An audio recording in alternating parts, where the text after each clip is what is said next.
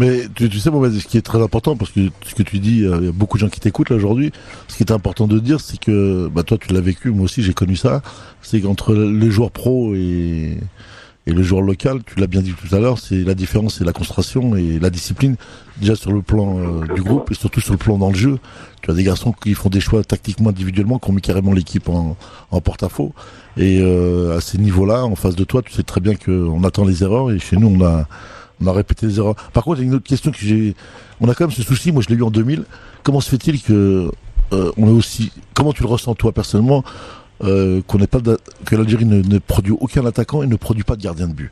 Mis à part à mes yeux Lounès Gawawi qui avait la morphologie d'un gardien de but, mais depuis 1999, tout le football algérien, il y a peu d'attaquants. Mis à part Djemal Menad qui était pour moi l'exemple, on n'arrive pas à trouver des attaquants parce que quand je regarde le nombre d'occasions qu'on a par match.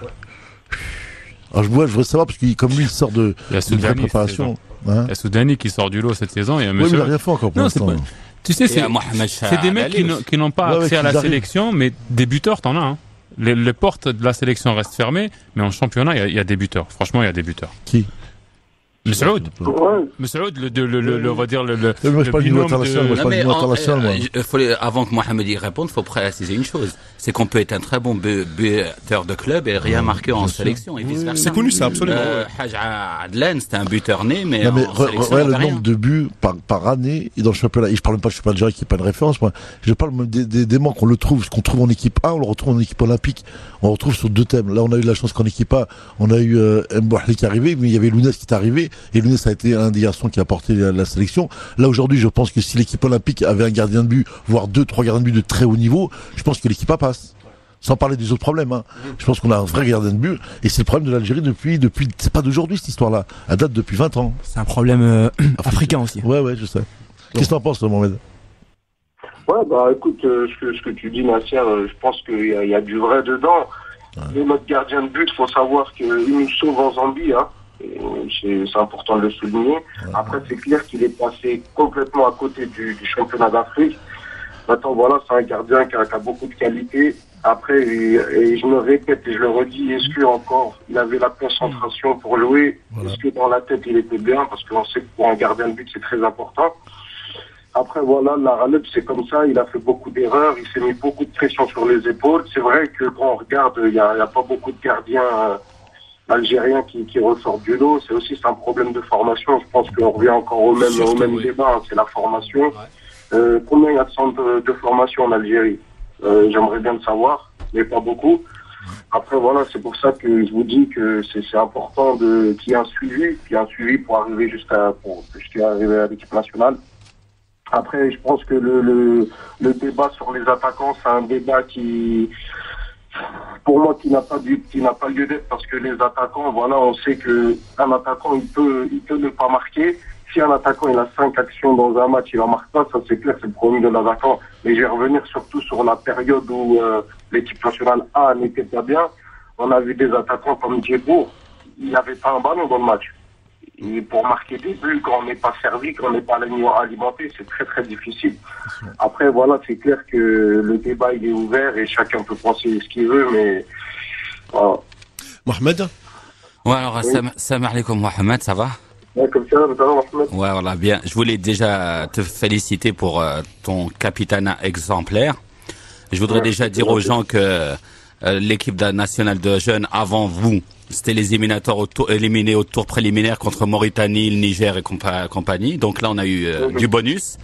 Sans DTN, faut pas oublier, sans DTN, sans projet de formation, sans projet de jeu. Donc sans projet tout court. C'est vous. Ce qu'on a vu à la télé, si on avait à Brest, c'est grâce à un groupe de mecs avec un capitaine et un coach qui nous ont fait rêver au JO, qu'on rêvait pas depuis 30 ans. Maintenant, j'ai une question à te poser. Est-ce que la venue de Vahid Halilhodžić, c'était un plus? Ça vous a apporté un plus ou ça vous a mis une pression supplémentaire, donc ça vous a apporté un moins? Écoutez, moi je peux répondre personnellement. Moi personnellement, quand il y a un coach comme Vahid qui vient, moi ça m'encourage à faire de bonnes choses, à donner plus de moi-même. Après, peut-être qu'inconsciemment, je vais tomber dans de mauvais gestes en voulant très bien faire. Mais je pense qu'à partir du moment où on est professionnel, on est tous des joueurs professionnels, si tu arrives à un niveau où tu joues une Coupe d'Afrique des Nations moins de 23 ans, c'est que je pense que tu as assez de recul pour analyser et d'oublier que le coach est là. Après, moi, c'est clair que je pense que, faut le dire comme il est, il y a des joueurs, ils ont perdu leur slip, excusez-moi du terme, de voir le coach qui est là. Après, voilà, moi, je pensais que la venue du coach, ça allait nous être bénéfique parce que, voilà, quand on est professionnel, même qu'on a un jeune âge, je pense qu'on a assez de recul pour qu'une fois rentré sur le carré vert, on pense plus au foot et on pense pas à autre chose. Maintenant, voilà, je pense qu'il y en a qui ont donné satisfaction, comme d'autres qui n'ont pas donné satisfaction. Mais je pense que, moi, je vais revenir, je pense pas que ça soit parce que Vaïd, il est venu, ou parce qu'on a connu le résultat face au Nigeria, où il faut pas se trouver des excuses. Il faut savoir qu'il y a beaucoup de choses qui se sont passées avant le Maroc aussi, hein. Je ne sais pas si vous savez, ils nous ont privés de terrain la veille du match. Il y a des choses qui se sont passées à l'hôtel, je vais pas y revenir. Voilà, c'est un cumul de choses qui a fait que nous, le groupe, on n'a pas répondu présent, et c'est très triste pour le peuple algérien qui attendait beaucoup. Mohamed, justement, les 2 points que tu viens de signaler ont été évoqués la semaine dernière lors d'un foot avec Nasser Sanjak qui disait que le match contre le Maroc, entre guillemets, il fallait le lâcher. En gros, faire ce qu'on appelle un turnover, parce qu'on sait très bien qu'on joue le pays organisateur, il est chez lui. Or, justement, on a renouvelé l'erreur en faisant jouer quasiment le même groupe, et c'est peut-être ça que vous avez payé contre le Nigeria après. Oui, c'est clair.